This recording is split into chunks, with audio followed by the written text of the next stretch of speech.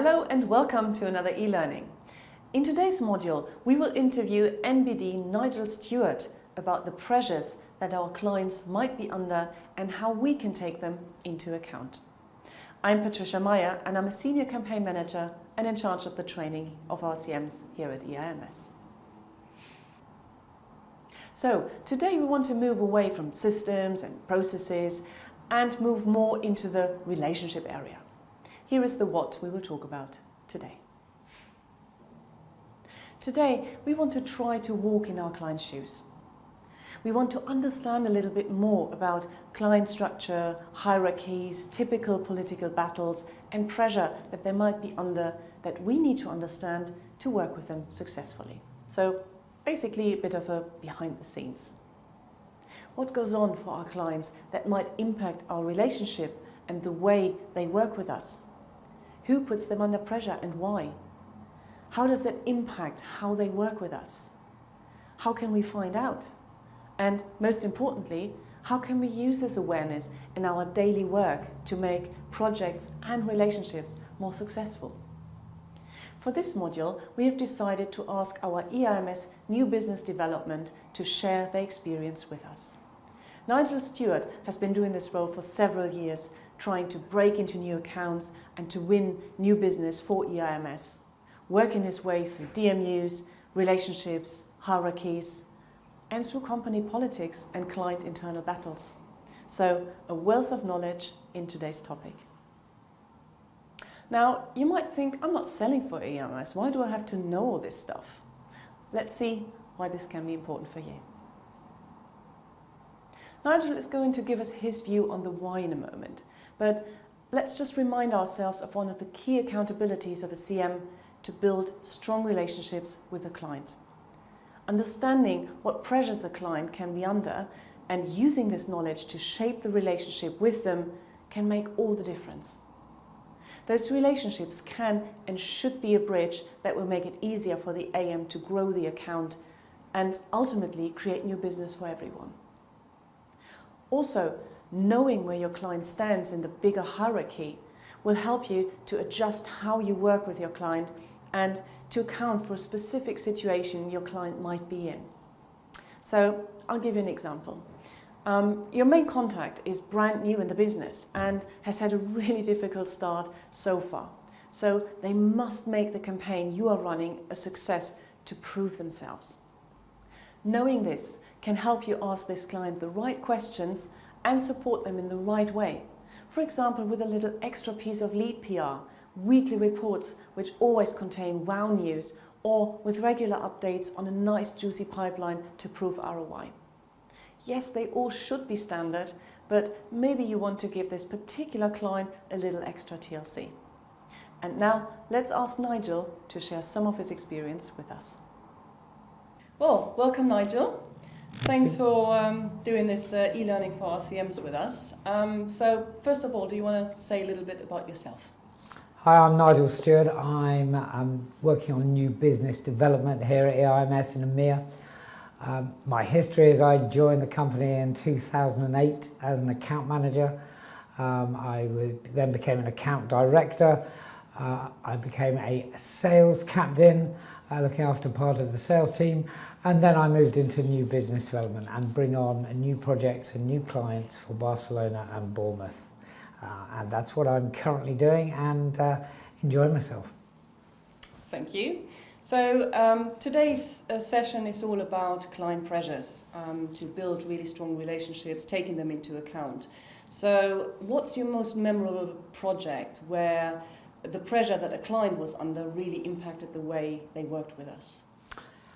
Okay, the one that springs to mind was a contact build and data build that we undertook for Adult at that time, our largest client. The client was one of those people who always wants something yesterday and is one of those lucky clients who always has money. So got us a PO really, really quickly, got it to us and then put constant pressure on myself and my campaign manager at the time to get going, get started, let's do it. Because of that, we decided to take a potential shortcut and just load the account data into a standard calling system and try and build contacts from there across 5 different countries.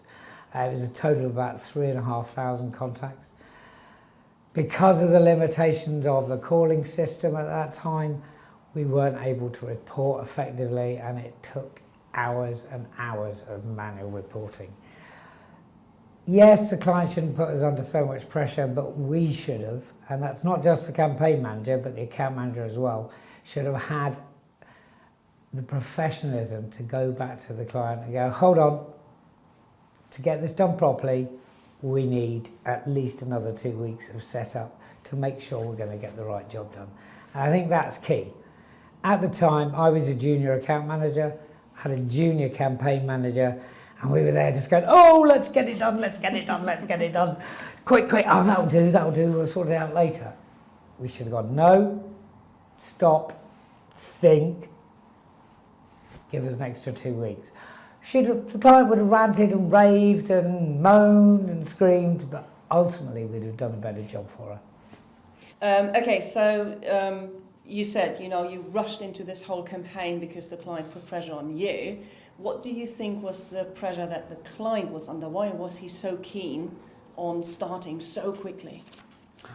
Okay, so I think one of the key things to remember here is your client, normally the project you're doing with that client is about 5 to 10% of their workload. Remember that, because then you'll understand what some of the pressures they're under. So the pressure in this case was sales and product had a new product coming out for a particular marketplace. They wanted to increase pipeline. They needed marketing to market to these people. Marketing didn't have any data. The product was out. The sales wanted to start selling, and they looked at marketing and put marketing under severe pressure. Marketing did all the right things and built the collateral and built the generic graphics and marketing messaging, but they thought, we've got no one to send it to. That's all right, we'll get hold of EIMS. They're good at doing things quickly. And so the pressure had come all the way downhill. Because that was probably 5 or 10% of her workload, she'd got 90% doing other things for other people, etc., etc. She needed this done there and then. She probably left it too late. She was under vast pressure. And that all culminates in it coming to you thinking like it's the most urgent thing on the planet, and it's the only thing she's interested in and the only thing that she needs to get done. So ultimately that was where the pressure came from. It comes from salespeople wanting new leads. It comes from product marketing who have developed new products and want to get it out there. And ultimately, that client had a particularly poor database that I'm sure a lot of you can relate to. So, ultimately building data tends to have an awful lot of pressure around it because there's a compelling event. Find out what that compelling event is and you'll understand the pressure that your client is under. Mm-hmm. It's okay? Yeah, thank you. So you've already mentioned one example or 2 examples. What would you say, in your experience, are some typical pressures that our clients are under, and where do they normally come from?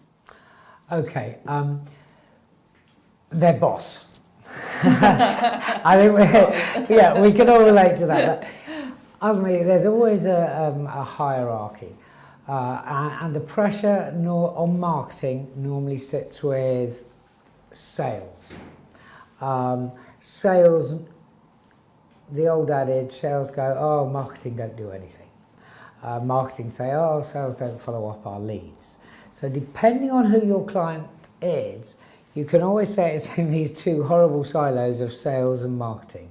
If it's within one of these silos, you've got to look at who's the next person up the ladder, and then maybe who's responsible overall for that geo or area. But it's the same as us in any workplace. Your pressure comes from your immediate reports, who you report into, or who your customer is. And that might be the customer being sales, or sales wanting their customers to know something. So it's all customer driven, but that's where the pressure on our clients always comes from. It's always about pipeline, it's always about number of leads, it's always about getting products to market as quickly and as efficiently as possible. As I said previously, each one of those normally has a compelling event or an internal pressure compelling event at your client.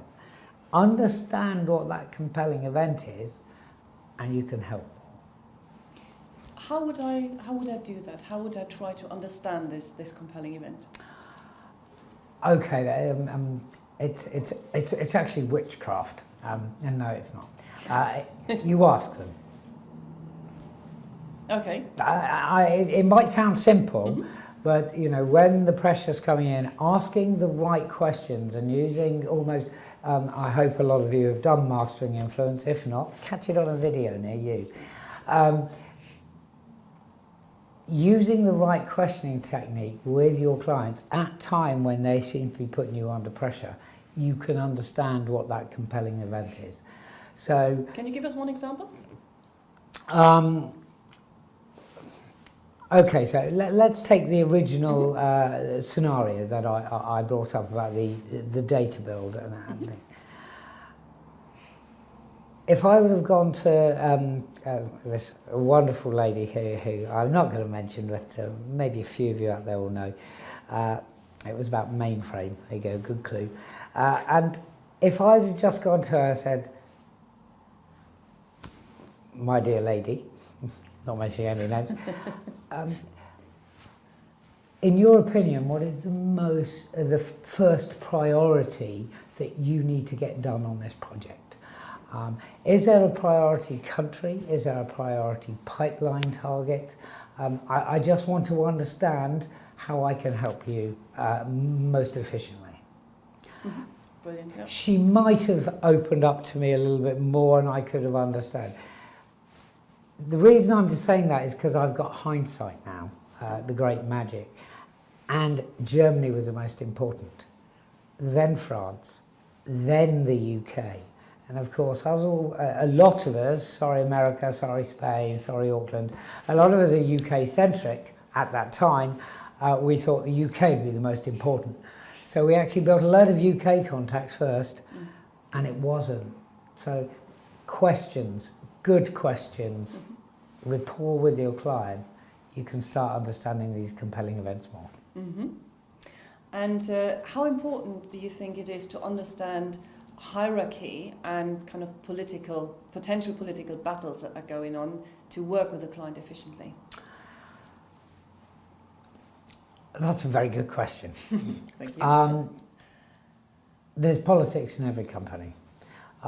You can see it with your colleagues sitting just around from you. For those of you who are working with larger clients, the politics can be a little bit more dispersed and maybe not as specific, and you can't really pick it out. I think communication with yourself, the calling agents, ISRs, channel managers on your team, your account manager, your account director, and your MBD, who started off that account, at your account development plan meetings, could help you unravel if there are any political balances going on in the company. Normally, I think those political rivalries or political stations, it will stop you embarrassing yourself and looking silly and make you look as though you know what's going on internally. It will also stop you doing an awful lot of work on proposals or reports which aren't required because somebody is just trying to get one-upmanship on somebody else. So understanding the hierarchy and the political situation within inside your client is key to working clever. That's not very good English, but working clever, working smart, and not running around like a one-headed chicken is key.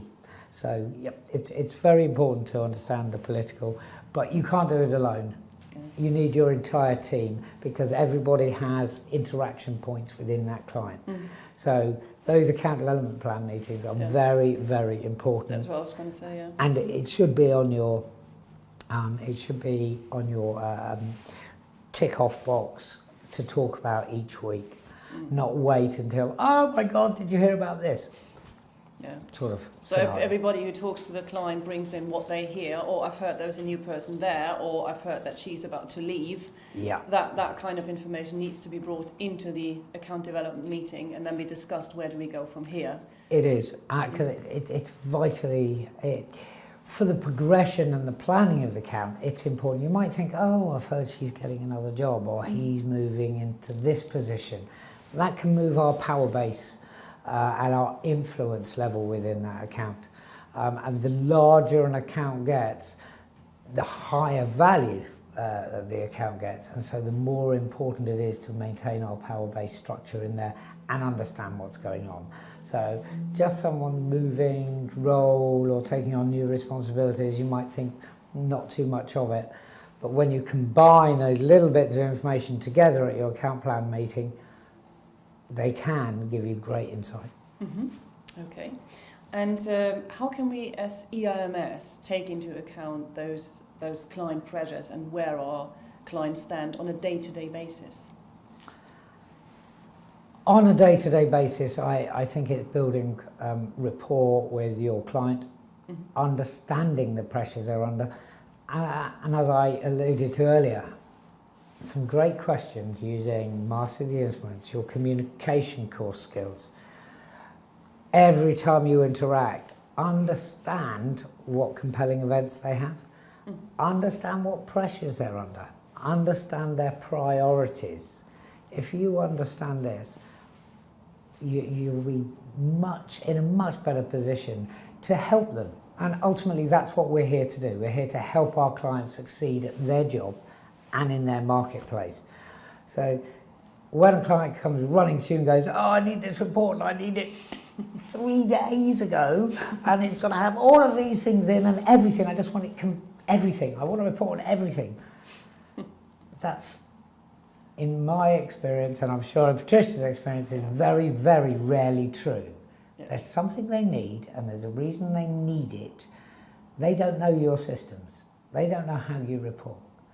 So ask them what it is they need. Ask them what the compelling event is. Ask them when they actually really need it. And then you will be able to help them more efficiently and to a higher standard. I mean, that leads me nicely onto my next question. From a CM point of view, on a day-to-day CM level, what else could a CM do to really take into account those client pressures? Okay, Can you so think of anything else other than reporting? it comes in every day-to-day interaction you're going to have with the client. If you're a closed door and you sit behind your computer and you just produce Excels, or you do your data analytics, or you're loading data, or you're monitoring monitoring performance of each of your teams, and you're not talking with your clients and understanding what drives them, then you're not going to be able to help them as much. I mean, it's all about communication. It's all about what happened when your account manager was last there at their office. Did you have a full debrief? Do you understand what they discussed? Do you understand the nuances of what they discussed and where that might change things in the next 3 months? Are you going to be reactionary, or are you going to be proactive in understanding what the client needs and how best to provide it to them? So I think it is key. It's all about communication. It's communication internal with our own teams and communication externally. That also comes, we're now a great global company. So we have clients who spread from the Americas to Europe and down to APJ. There are different account managers and different campaign managers and team leaders on the same account. You've got to keep that flow of information going. especially between the campaign managers, because why are you reporting on this in APJ and not that in America? There's reasons, and whether it's individuals or politics or internal reporting requirements, it's key to know for the whole of the account. I think campaign managers are key because they're the ones who normally get the phone call going, I need this yesterday. Yeah. Have the professionalism to ask those questions, to understand what it is they're actually trying to achieve. If you understand what they're trying to achieve, you'll help them better. And you can manage their expectations of what urgent actually is and how long it will take to do a good job. Not a job that's good enough. Yeah. Good enough's the enemy. You want to do a good job. Yeah. Okay. And you mentioned the communication, also the internal communication. From a CM point of view, what do you think could be some typical questions that a CM could ask, for example, the AM, when they do their initial brief on a project, to find out a little bit more about the account and the client and where they stand within their own hierarchy? Okay, so that's a difficult question because it's going to depend on the scope of the work. But I think before you ask build out a org chart, organisation chart, understand who are the stakeholders, who's in the decision-making unit within your new account. Get savvy with LinkedIn. Get your LinkedIn profile looking good. Connect to these people. Look at them, understand where they've been before. You get lots of clues on their personality types, where they are. Look at what posts they're putting on, see if they're doing comedy posts, see if they're actually very, very serious and dotting I's and crossing T's. You can get an awful lot from their LinkedIn profiles.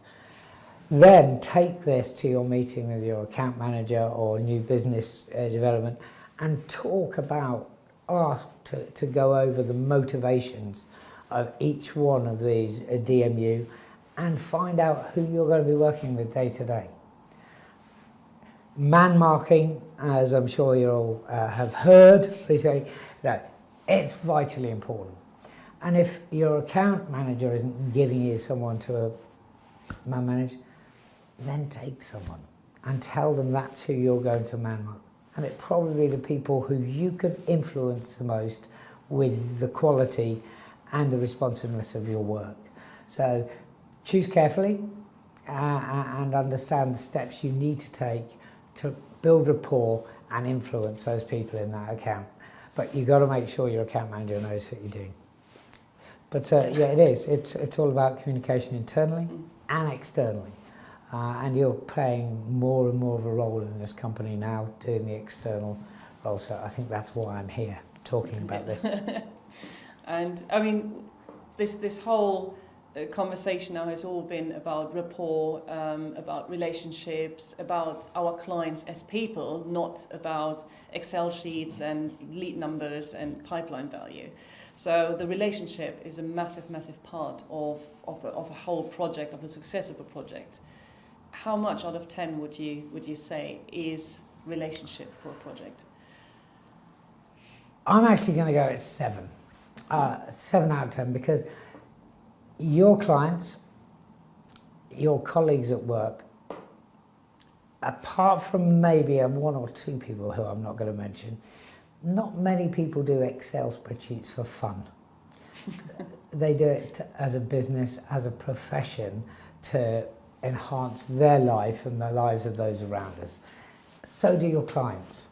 They don't all want to sit in a desk in Slough or Basingstoke or in London giving you grief. They don't. They're trying to get their job done to a high professional standard, so they're recognised and they can enhance the life of themselves and their family and their colleagues. So are we. So understanding understanding the motivations of your client will help you give them a better service. And ultimately, you give them a better service, you'll be viewed on as an extremely wonderful campaign manager, and the doors open all across our company and other companies for your future career.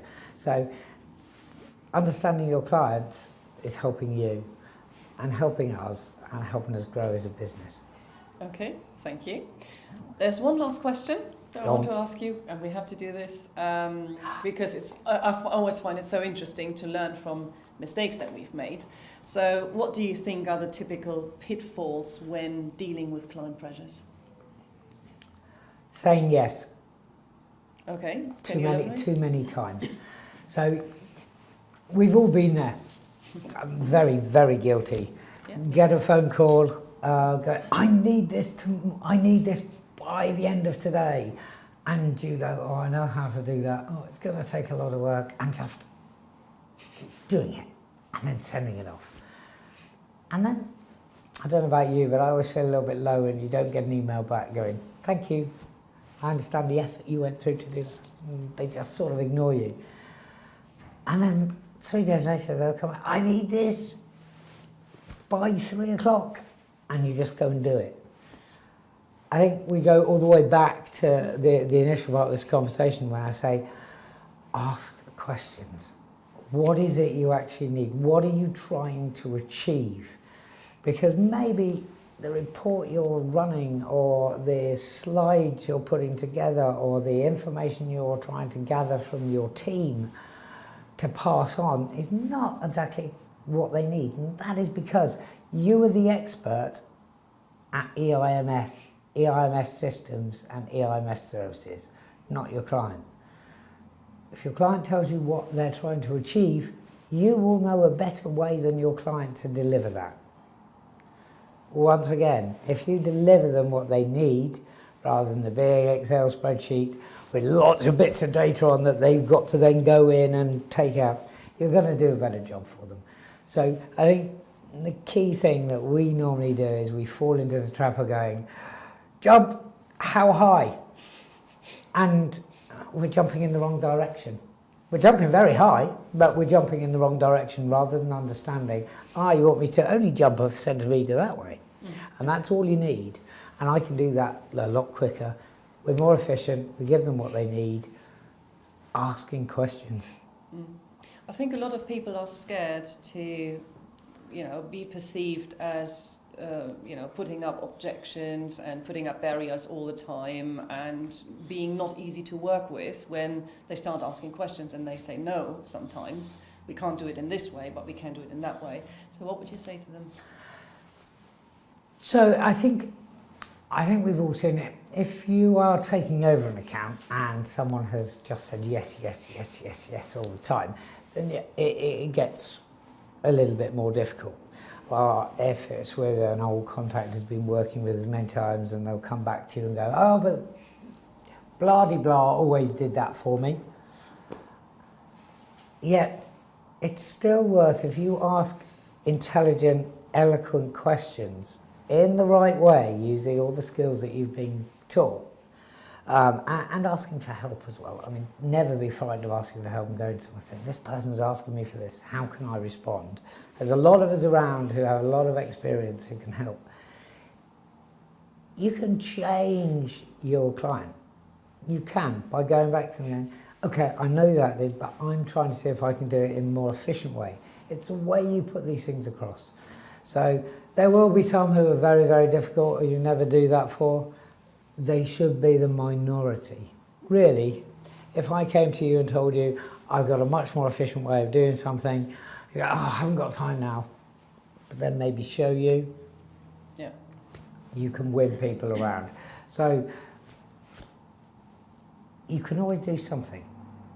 It's always down to you. It's not down to your client to change, it's down to you. And you will find an intelligent way of getting through to them and changing them for the better of you and the better of the client. So I think often we blindly go in and just do things that our client asks when they're not the expert on what we do. We are. We should be slightly more consultative in a very professional manner, and it will enable you guys to do a much better job for your client. They'll be happier, they'll get their bonuses, and they'll go on their nice holidays, and so will we. So all in all, we're going to win. Okay.